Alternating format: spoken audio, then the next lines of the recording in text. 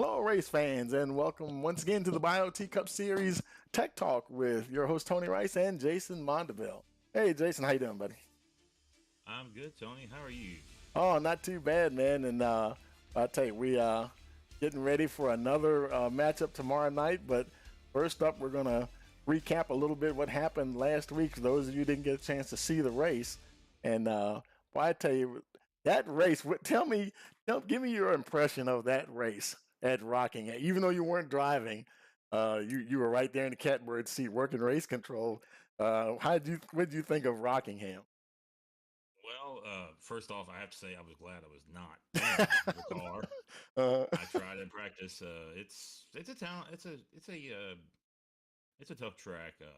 But for race control, they had a lot of guys moving around, a lot of tire wear. Obviously, the track is worn out pretty significantly, so it eats the tires like a cheese grater. mhm. And you could run high in 1 and 2, you could run high in 3 and 4, you could run the middle, you could run the bottom. But it seemed like to me the most speed was high all the way around the track. Mhm. Yeah, I And the tell you, guy who utilized that was Matt Batby, obviously with his second win of the season, back-to-back wins. absolutely. Really shined through in practice and during the race. We had a few different leaders. The 88 had top five speed. We had some other cars bouncing around in there, in and out of the top five, and I think that's largely due to tire wear and pitch strategy as well. Absolutely. Yeah, it was I think that, it always seems to happen towards the end of the race. The cautions start ramping up a little bit. They did have 15. I think was it 15? Yeah, 15 cautions.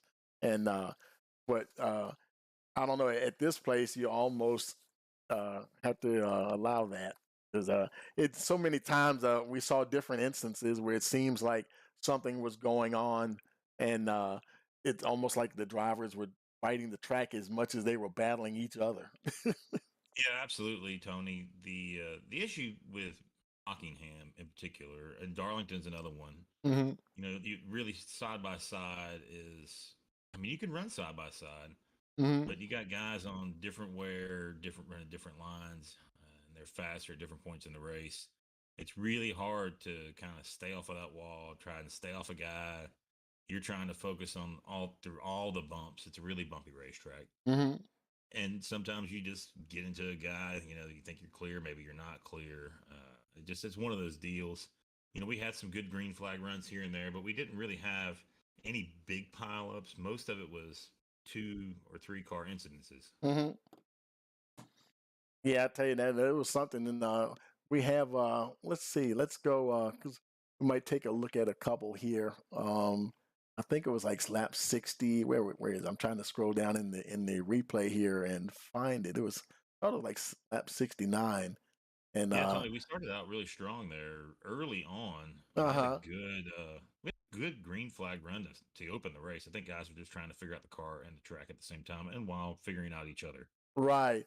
You see right there, that's the 30 there, Gerald Space, him and Bledsoe, they kind of getting together.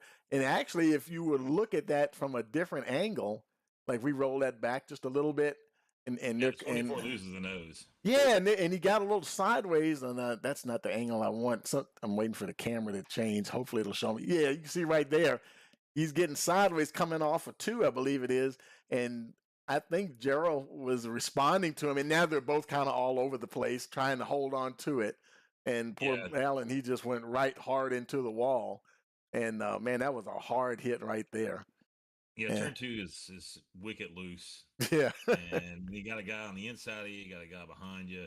The absolutely. 88 really didn't have anywhere to go. 24 is already around, Yeah, and and poor the 40. 30 car just there, and the 42. Yeah, just Yeah, what are you gonna do? yeah, there was nothing he could do, Joe. I mean, like you said, you can't just turn left or turn right, If you and turn left right there, you're pinballing you like got at Dover. you You're got gonna be pinballing. yeah, got that right for sure.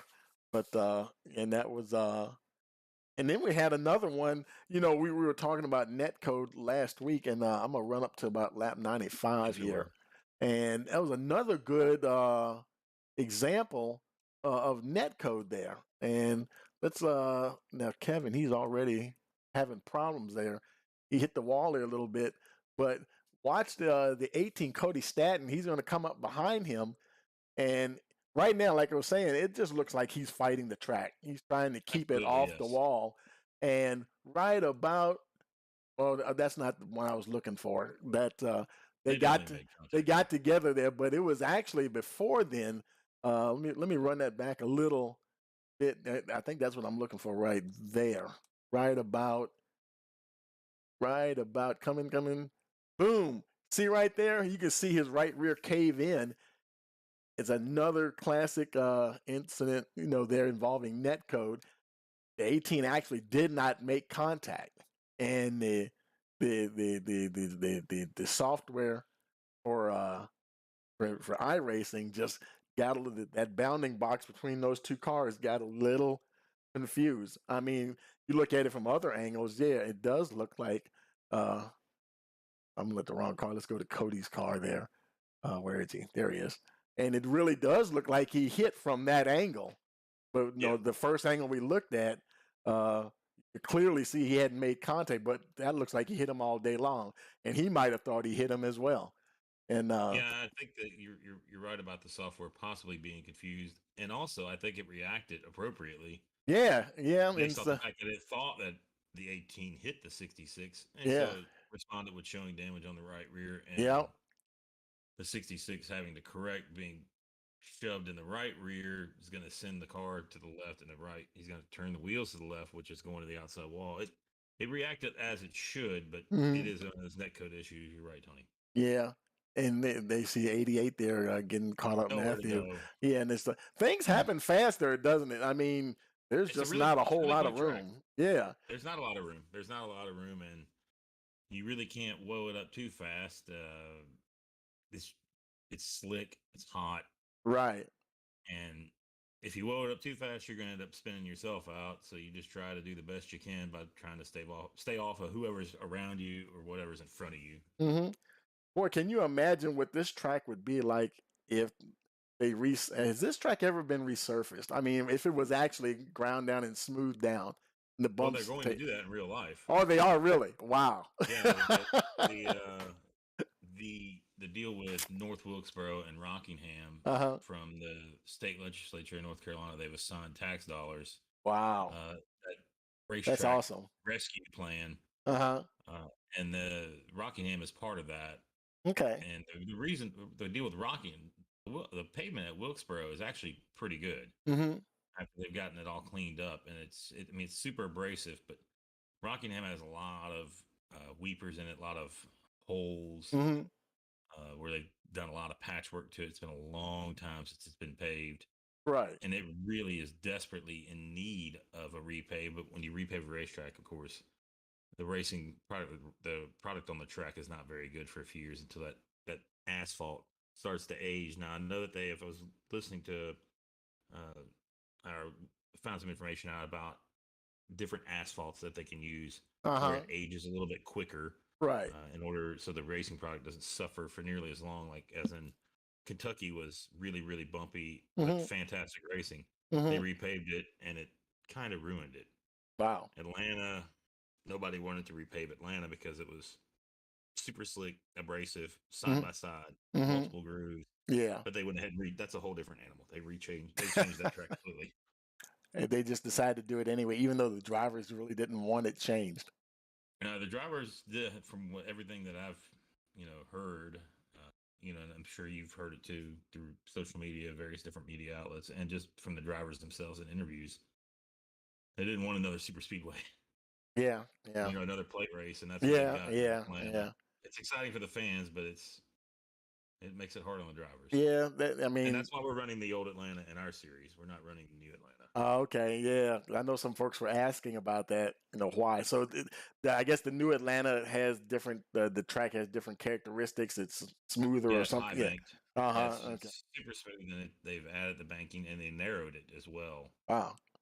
Man, So it's okay. really changed, and they're running, the tapered spacer. They don't run restrictor plates anymore, obviously, but Yeah. with the package that they run now, Hmm. it, it has the characteristics of a Daytona or Talladega Wow. style race. Man, that's something, man. I'm switching gears here. I'm loading up some footage from a practice session at Cotas. Before we go there, let's take a look at the points here. And Yes, absolutely. well, I tell you, now Batman, he's 2 for 2 now, and seems like he might be on a little bit of a roll. What do you think? He might be 3 for 3. We'll see. I haven't honestly. I did not touch the steering wheel Uh-huh. since last Wednesday, a week Right. ago, when I Yeah. ran some practice at Rockingham just to kind of get in the mindset of what these guys would be going through for our race on Thursday. Mm-hmm. So I haven't run this car at Coda in quite a while. Mm-hmm. I don't know what to expect. I know that Batby, I think, was around 214, 215, something like that. And Uh-huh. some of the other guys were in the 217 range, maybe 216. Right. And we've got other guys who are kind of struggling to just to kind of get a handle on the track because it's not an easy road course. Yeah. It's a demanding road course. I'm Yeah. sure you've turned laps around here Oh before, yeah, haven't you? yeah. But I'm more of an open wheel guy, and I just don't do well in heavy cars. I'm Yeah. in my brain, I'm used to things responding quicker, and you guys know, even if you're doing like touring cars and stuff, that the handling characteristics are totally different, and you just Oh, have to absolutely. race completely different. And I was, it was funny because you were talking about rear steer the other day, and I was playing around with that at Coda a little bit, and I was like, you see, I could, and I was like, I could see where may have to do that in a car like this to get the thing to try to turn a little bit, Oh yeah. and Any advantage you could find using curbs, things like that. That's why they imposed a lot of track limits in real life at Coda because guys were cutting the S's here. As you see Joe crest the hill here up turn one and going back downhill here into turn two. yeah. Uh, no, is that where he's at? No, I'm sorry. He's on the backside of He's the track. yeah, So yeah, he's I think he's getting he's down going. there. Where's the Yeah, he's track going map? down. He's going down the back straightaway here. Yeah, yeah, getting ready to go through That's the the fastest part of the racetrack yeah, yeah, to one of the definitely. slowest turns on the racetrack. Yeah, absolutely. And oh, it looked like he came to a stop. Let's jump on somebody else here. There's Sean McLaughlin. I was trying to, I'm gonna jump with yeah, he's getting ready to start a lap. He's Yeah, coming here, let's around the go on final board with him. and see we can see here. And let me get on board on his nose shot there. There we go. And Yeah, so coming up the hill, this is really loose right there. If you get on that AstroTurf, it just spins the tires. yeah, But coming up the hill here is really a dramatic yeah. I think change in elevation. yeah, and now he doesn't know. Obviously, he doesn't know. Not sure We're why. Oh, there we go. He's stopping. He's like, okay, I'm Yeah. done. There we go on board with James Brossiker, and Oh, okay, let's see him looks like spin he's it off going in turn for it one. here. Yeah, heading We'll on start down the. braking right about now. Mm-hmm. How do You you don't guys see that apex at this you track? don't see it until there. You don't Because see it. is your A pillar kind of in the way? That's what was bugging me. It And is. You're kind of watching to the right. to the right. To the right of the car, just watching the fence, watching the fence. That's Uh what I huh. do, and then I'm turning into the apex, Uh huh. turning into the corner there, and you just catch a glimpse of it. Mm-hmm. And see, this is some of the slowest sections of the track right here, where you really have to be patient, and you Right. cannot put the car on those yellow Oh, curbing right there. yeah, It yeah, would yeah. it gets way out of shape. See, Exactly. he's kind of Oh, overdriving right yeah, there. Oh yeah. yeah, I think he's trying to keep up with Alan Bledsoe there in front of him. yeah. You got to race the racetrack here. That's for sure. Absolutely. This is Oh, yeah, that's what there he goes. happened there. Let's, The Mike car can gets really catch it. light right there. Yeah. And I was trying to catch him, but Alan, yeah, he's still going there. He's about to hit that fastest. That's the backstretch, I guess you could kind of call it. Yeah. hmm Yeah, he's in the second or I think the DRS zone there now. Yeah.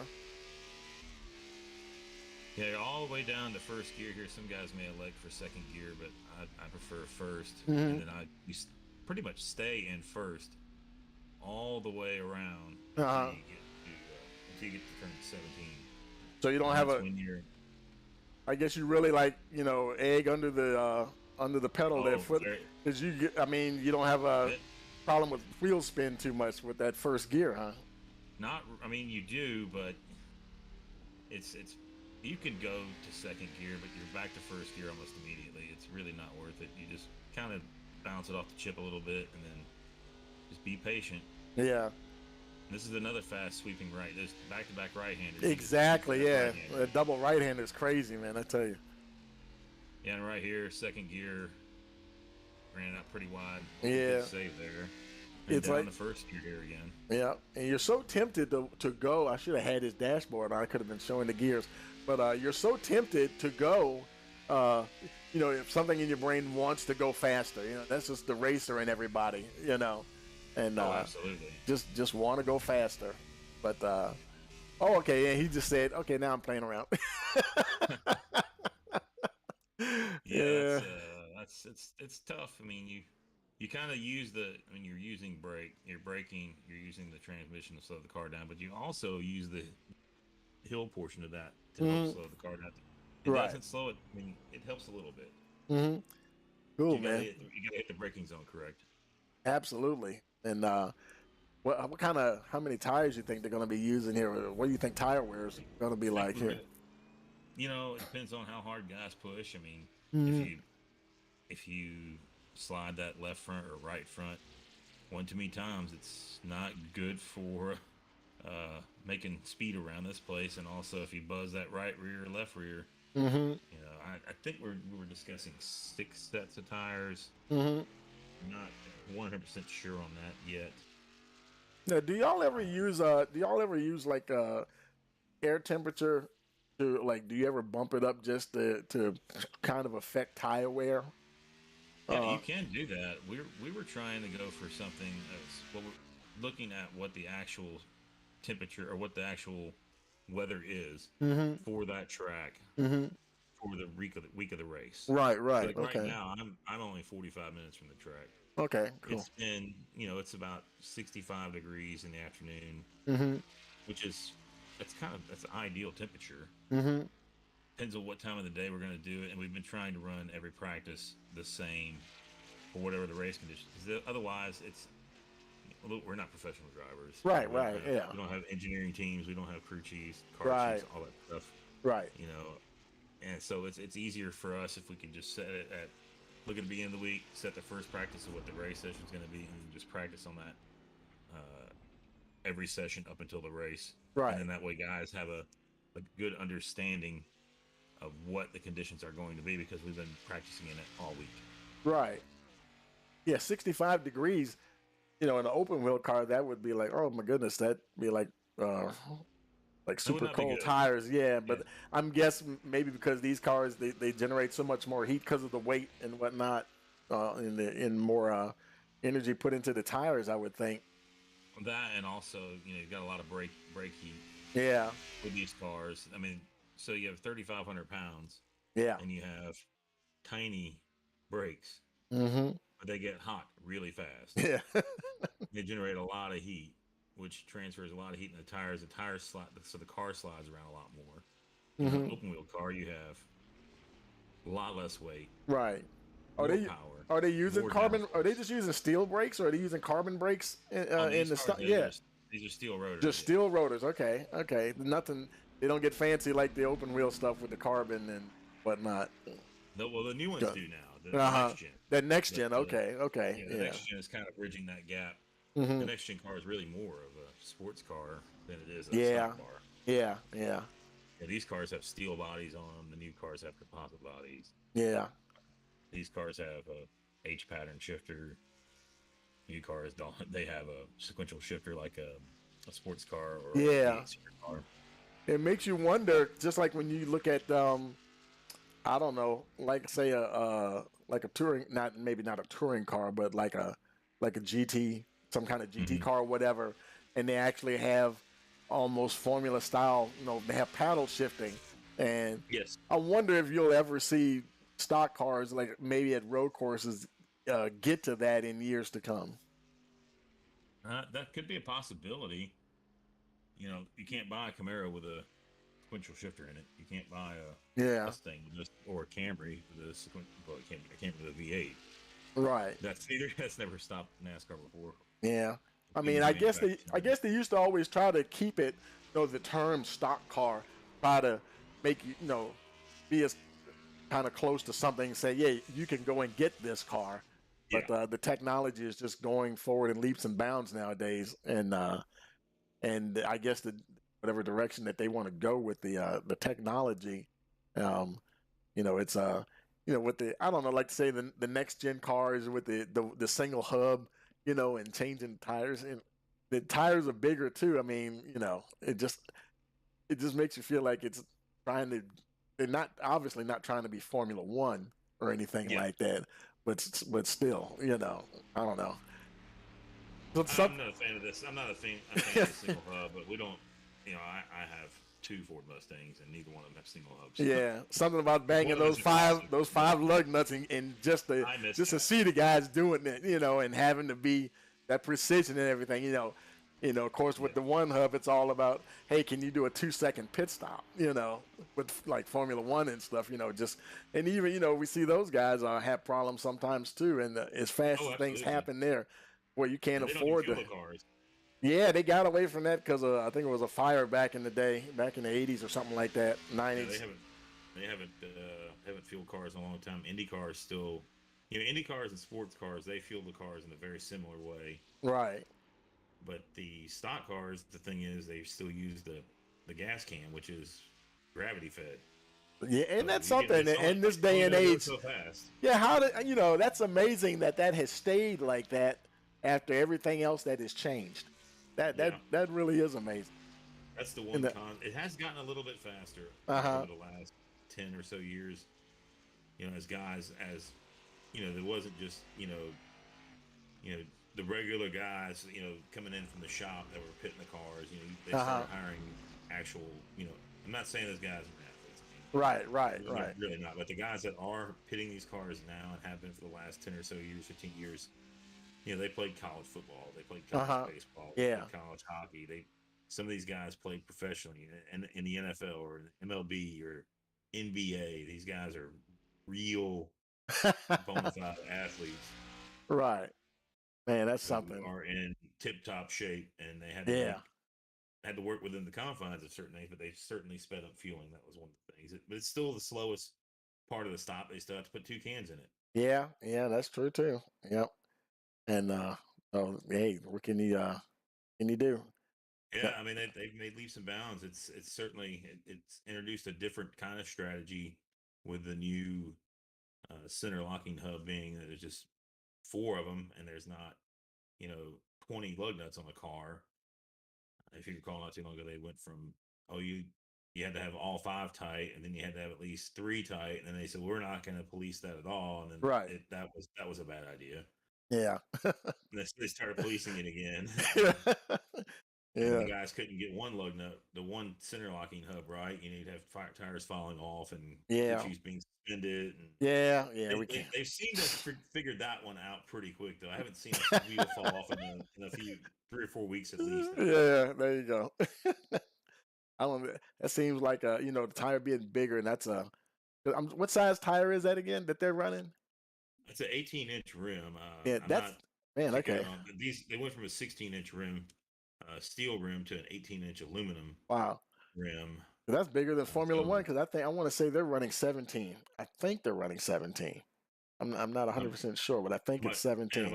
a much wider tire with a lot more grip too, Oh yeah. Yeah. and Yeah. much more downforce too. Of Yeah. course, the Yeah. faster you go, the more downforce you create in a Yep. Formula One Yep. car or Yeah. even an Indy car. Yeah. That's a whole different ball of wax there for sure. Oh, absolutely. Yeah, Yeah. we're gonna stick to these old dinosaurs here that we're running right now. Yeah. I don't think you'll get too many complaints at all, really. But so yeah, well, we're gonna go ahead and wrap it up here, and but don't forget, folks, the next race is tomorrow, and we'll be back here live around 8:15 p.m. and we'll be working with checking out qualifying. Now this actually will be private qualifying this time, right? This one will be single car qualifying. Single qual. I mean, like only one. You can only see one car on track. As far Yes, as that's you guys, correct. yeah, right, okay, yeah, Correct. Yes. right. I think that's what y'all decided to do with the road courses and whatnot.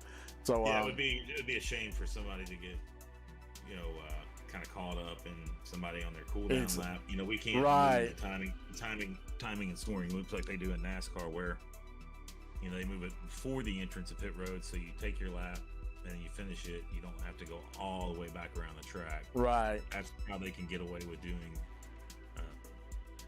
open qualifying in NASCAR, because they can move that line, the start finish line back for Right. guys just to shoot down pit road when they're done and not be in the way on the cool down lap for Okay. other guys coming up to speed. Right. And so, folks, we'll see what happens. And so be sure to tune in tomorrow night. Like, share, and subscribe. Click that notification bell so you'll know every time we go live. So for Jason and I here, thank you for joining us. And hopefully Yes. we'll see you tomorrow night at the race.